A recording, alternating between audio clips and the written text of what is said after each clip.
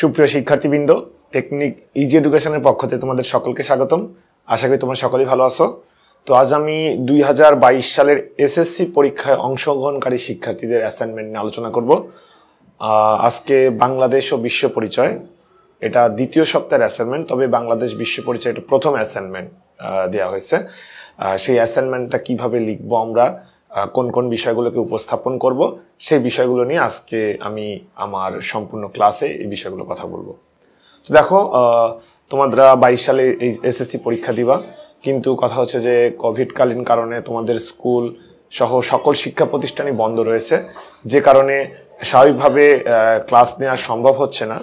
তো এই কারণে তোমরা যাতে পড়াশোনার সাথে সম্পৃক্ত থাকো, পড়াশোনার মধ্যে থাকো, এই চিন্তা ভাবনা থেকে কিন্তু অ্যাসাইনমেন্ট কার্যক্রমটা শুরু করা হয়েছে। তো তোমরা ক্লাস 9-এ যখন ছিল তখন কিন্তু অ্যাসাইনমেন্ট কমপ্লিট করছো, তো তোমাদের অ্যাসাইনমেন্ট নিয়ে এটা ভালো মতো ধারণা আছে। কিন্তু ক্লাস 10-এ তোমাদের প্রথম দিকে অ্যাসাইনমেন্ট দেওয়া হয়েছিল না, মাত্র এই অ্যাসাইনমেন্টগুলো দেওয়া হয়েছে। তো আমাদের ইউটিউব চ্যানেলে আমরা প্রতিনিয়ত তোমাদেরকে সহযোগিতা করার জন্য, যাতে করে তোমরা সুন্দর মতো একটা অ্যাসাইনমেন্ট সম্পন্ন করতে পারো, আমাদের অ্যাসাইনমেন্টটা দেখে তোমার পাঠ্যপুস্তক পড়ে যাতে সুন্দর মতো একটা অ্যাসাইনমেন্ট সম্পন্ন করতে পারো, সেই নির্দেশনামূলক ক্লাসগুলো নিয়ে আমরা উপস্থিত হচ্ছি এবং হয়েছি। আজকে তোমাদের আমি বাংলাদেশ ও বিশ্ব পরিচয়টাতে কিভাবে কোন কোন বিষয়গুলোকে প্রাধান্য দিয়ে লেখা যায় তার একটা নির্দেশনা দিব, এবং এই নির্দেশনা নিয়ে তোমরা তোমাদের পাঠ্যপুস্তক পড়ে নিজের মতো করে তুমি অ্যাসাইনমেন্ট সম্পন্ন করে ফেলবা। তো আমাদের বাংলাদেশ ও বিশ্ব পরিচয় যে প্রশ্নটি দেওয়া হয়েছে, আমরা অ্যাসাইনমেন্ট করার আগে যে দিকগুলো প্রথমত খেয়াল করব সেটা হচ্ছে আমাদের অ্যাসাইনমেন্ট কোন অধ্যায় থেকে দিচ্ছে। দেখো, এখানে বলে দিচ্ছে দ্বিতীয় অধ্যায় স্বাধীন বাংলাদেশ। এবার আমাদের অ্যাসাইনমেন্টটা কি সেটা বলছে। অ্যাসাইনমেন্টে যা সেটা নির্দেশনা দিয়েছে, তোমার পরিবারে বসবাসরত ষাটোর্ধ্ব তোমার দাদা বা নানার কাছে তুমি 1971 সালের মুক্তিযুদ্ধ সম্পর্কে জানতে পারলে যে যুদ্ধ শুরু হলে আওয়ামী লীগের উদ্যোগে গঠিত মুজিবনগর সরকার যুদ্ধ পরিচালনায় গুরুত্বপূর্ণ ভূমিকা রাখে। মুক্তিযুদ্ধে রাজনৈতিক দলসহ সকল ভূমিকা মূল্যায়ন করে নির্দেশনা অনুসরণে একটি প্রতিবেদন প্রণয়ন করো। অর্থাৎ তারা একটা নির্দেশনা দিয়েছে, নির্দেশনা অনুযায়ী আমরা আমাদের অ্যাসাইনমেন্ট কাজটা সম্পন্ন করব। এখানে দেখো, আমাদের নির্দেশনা অনুযায়ী যে বিষয়টি বলা আছে সেটা হচ্ছে মুজিবনগর সরকারের গঠন ও কার্যক্রম বর্ণনা, মুক্তিযুদ্ধে সাধারণ জনগণ ও পেশাজীবীদের ভূমিকা, স্বাধীনতা অর্জনে তৎকালীন সরকারের রাজনৈতিক ব্যক্তিদের অবদান মূল্যায়ন করো। এই তিনটা বিষয়কে আমরা হাইলাইট করব। তো আমি তোমাদের জন্য সুন্দর করে একটা অ্যাসাইনমেন্ট লিখে সম্পন্ন করেছি। প্রথমেই তোমাদেরকে বলে নিয়েছি যে আমার অ্যাসাইনমেন্ট লেখাটা সম্পূর্ণ তোমরা দেখবা। তোমরা নিজেরাও অনেক তথ্য জানো, তোমাদের পাঠ্য বই রয়েছে, এই তিনটা বিষয়কে সামনে রেখে একটা প্রতিবেদন করতে হবে। তো আমি কিভাবে প্রতিবেদন করতে হয় বা কিভাবে আমাদের অ্যাসাইনমেন্টটা লিখতে হবে সেটার ধারণা আমি তোমাদেরকে দিচ্ছি।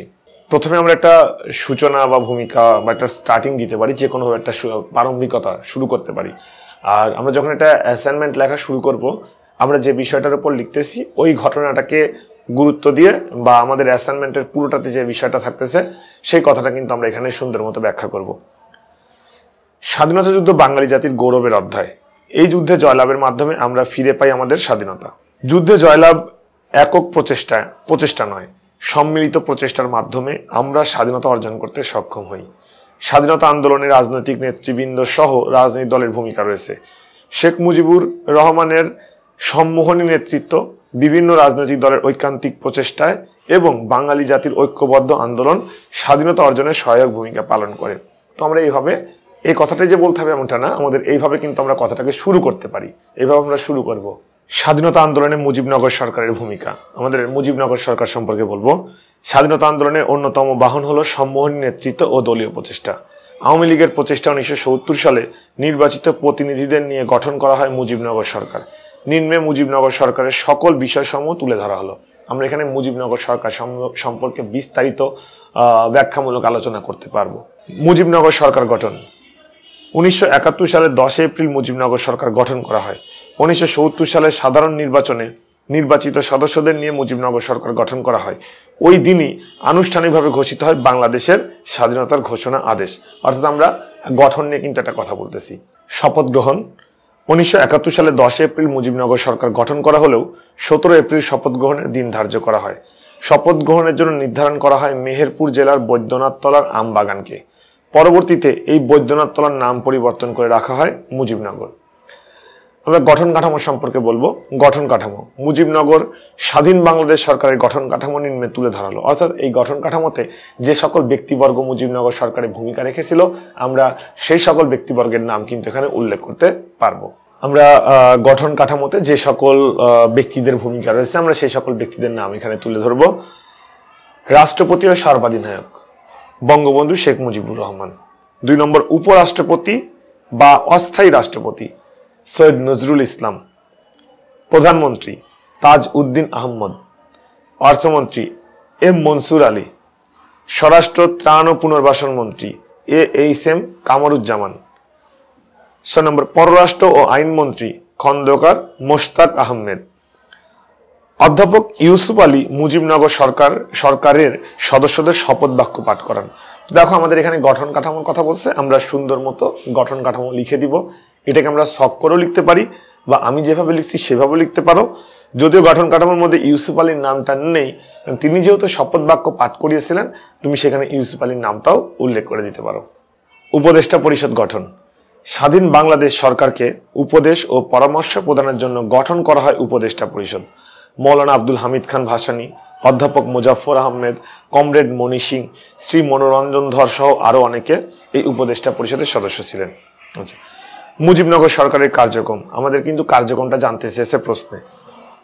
যুদ্ধকে সঠিকভাবে পরিচালনায় মুজিবনগর সরকারের কার্যক্রমগুলো নিম্নে আলোচনা করা হলো। কারণ যুদ্ধকে সঠিকভাবে পরিচালনা করার জন্য মুজিবনগর সরকার যে যে কাজগুলো করেছে আমরা সেই বিষয়গুলো তুলে ধরবো। আমরা মুজিবনগর সরকারের যে কার্যক্রমগুলো ছিল আমরা সেই কার্যক্রমগুলো এখানে উপস্থাপন করব। 12টি মন্ত্রণালয় বা বিভাগে ভাগ করে প্রশাসনিক সকল কাজ সম্পন্ন করা হতো। এটা মুজিবনগর সরকারের একটি কাজ। বিভিন্ন দেশে মিশন স্থাপনের মাধ্যমে বাইরের দেশীয় সহায়তা অর্জন করা হতো। মুক্তিযুদ্ধ বাহিনী গঠন, এটাও গুরুত্বপূর্ণ একটা কাজ হিসেবে বিবেচিত। সমগ্র দেশকে 11টি সেক্টরে ভাগ করে যুদ্ধ পরিচালনা করা। মুক্তিযোদ্ধাদের প্রশিক্ষণের ব্যবস্থা করা। শরণার্থীদের আশ্রয় ও খাদ্যের ব্যবস্থা করা। তো এগুলো ছিল হচ্ছে মুজিবনগর সরকারের কাজ। আমরা মুজিবনগর সরকারের কাজগুলো ঢালুভাবেও লিখে দিতে পারবো, এভাবেও পয়েন্ট করে লিখে দিতে পারবো। তো দেখো এখানে আরেকটি কথা বলে রাখা দরকার, আমাদের YouTube channel technique easy education, যেখানে 5ম শ্রেণী থেকে দ্বাদশ শ্রেণী পর্যন্ত প্রত্যেকটি ক্লাসের কিন্তু পাঠভিত্তিক লেসন রয়েছে। তো তোমরা যে ক্লাসেরই স্টুডেন্ট থাকো না কেন তোমরা প্রত্যেকটা ক্লাসের পাঠভিত্তিক পড়াশোনা কিন্তু আমাদের ইউটিউব চ্যানেলটাতে করতে পারবা। তো এখন পর্যন্ত কেউ যদি সাবস্ক্রাইব না করে থাকো তাহলে খুব দ্রুতই সাবস্ক্রাইব করে রাখো। এছাড়া আমাদের আরও বেশ কিছু ইউটিউব চ্যানেল রয়েছে যেগুলো হচ্ছে technique easy education creative, technique easy education MCQ এবং টেকনিক ইজি এডুকেশন লাইভ। এই ক্রিয়েটিভ, এমসিকিউ এবং লাইভ চ্যানেলগুলোতে ক্রিয়েটিভ প্রশ্ন, এমসিকিউ প্রশ্ন এবং আমাদের টেকনিকের যে লাইভ ক্লাসগুলো হয়ে থাকে সেই ক্লাসগুলো কিন্তু তোমরা প্রতিনিয়ত পেয়ে থাকবা, যেটা তোমাদের পড়াশোনাকে অনেক ধাপ এগিয়ে রাখবে।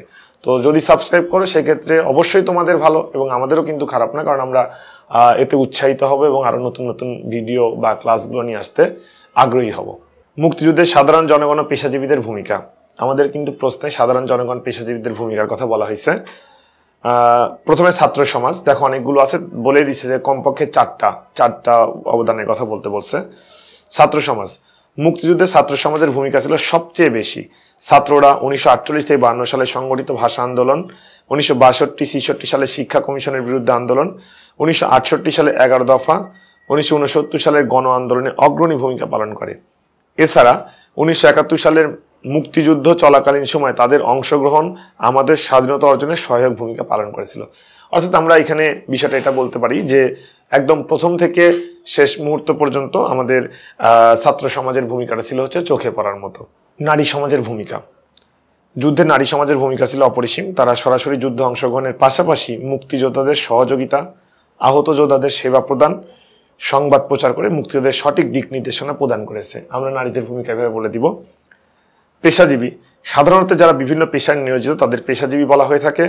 পেশাজীবীদের মধ্যে উল্লেখযোগ্য হলেন চিকিৎসক, প্রকৌশলী, শিল্পী, সাহিত্যিক, বুদ্ধিজীবী প্রমুখ। এ সকল ব্যক্তিবর্গ বহির্বিশ্বের সমর্থন আদায় এবং সঠিক পরামর্শ দিয়ে যুদ্ধকে গতিশীল করেছিল। তো এইভাবে কিন্তু আমরা আমাদের এই যে বিভিন্ন ব্যক্তিদের যে ভূমিকা সেই ভূমিকাগুলো উপস্থাপন করব।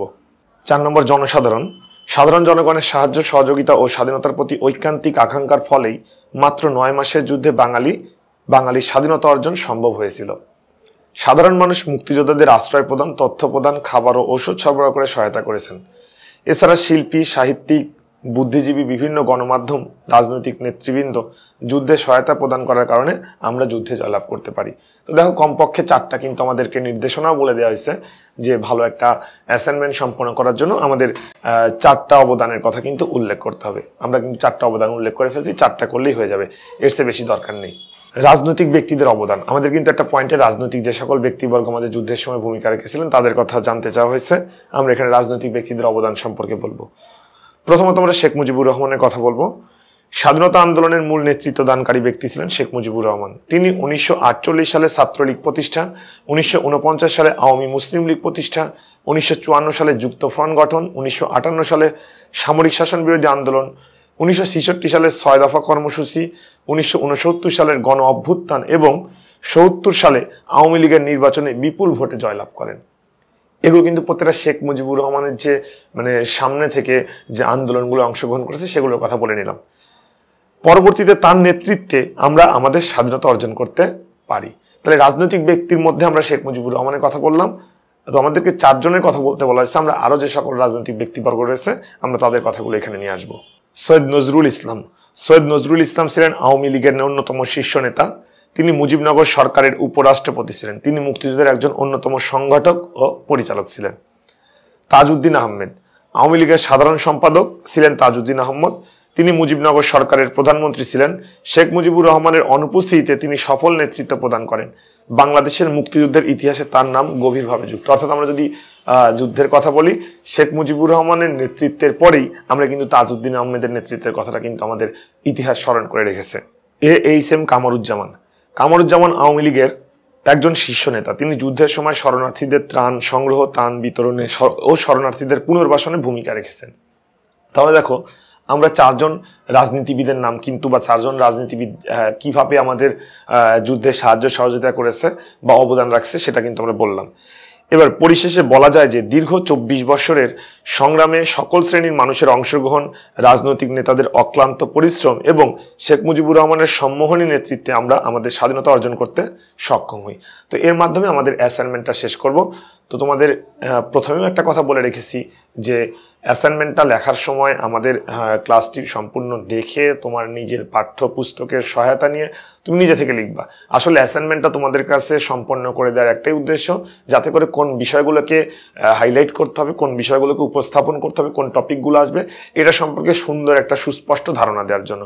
তো আমাদের ইউটিউব চ্যানেলে প্রতিনিয়ত তোমাদের এই অ্যাসাইনমেন্টগুলো সবার আগে নির্ভুলভাবে উপস্থাপন করা হবে। আমাদের চ্যানেলে অবশ্যই চোখ রাখবা। সকলকে ধন্যবাদ।